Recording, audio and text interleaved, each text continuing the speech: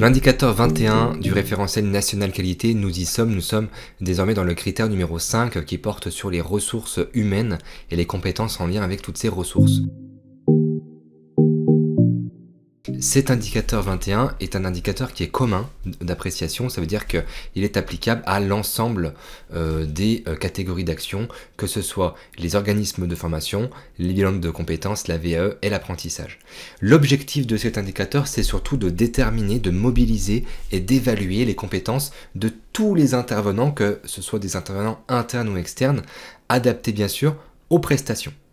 Alors, vous avez quand même une petite nuance depuis les versions 8 et 9 de fin 2023, début 2024, au sujet de cet indicateur numéro 21, puisque le niveau attendu désormais, alors on est toujours sur le fait de devoir démontrer que les compétences requises pour réaliser les prestations sont définies en amont et sont adaptées aux prestations. Ça ne change pas.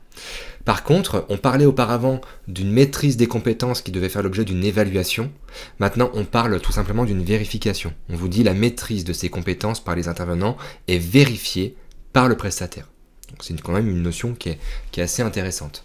Par rapport à tout ça, vous avez une obligation spécifique qu'on verra tout à l'heure dans la grille d'audit, un certain nombre d'exemples de preuves bien sûr, et puis donc un glossaire où on vous explique finalement ce que veut dire mobiliser les compétences. C'est un petit peu comme ce que l'on avait dans la partie mobiliser les intervenants dans la partie indicateur 8. Donc je fais le pont avec la vidéo de l'indicateur 8 pour ceux qui veulent aller la consulter. Ici on est dans le cadre de la capacité à solliciter les compétences adéquates à la prestation.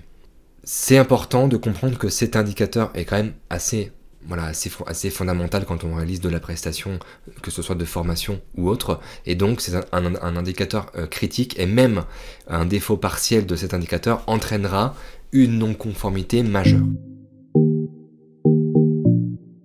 Alors par rapport à la grille d'audit, 3 points pour formation, bilan et CFA.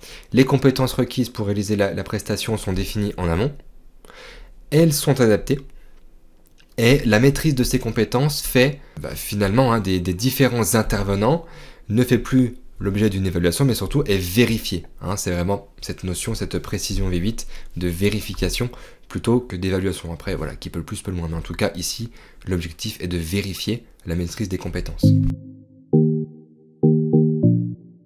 La grille VAE, elle, vous avez une nouvelle exigence, un point supplémentaire qui concerne les accompagnateurs. Donc les accompagnateurs sont formés à l'analyse des référentiels métiers et certifications dont ils ont la charge et à la méthodologie d'accompagnement. Donc ça c'est un point que l'auditeur également sera amené à aller évaluer pour bien être au clair sur cette obligation spécifique. Voilà pour l'indicateur 21, je vous retrouve dans l'indicateur 22 qui est son cousin par rapport au maintien et au développement des compétences de ces mêmes intervenants.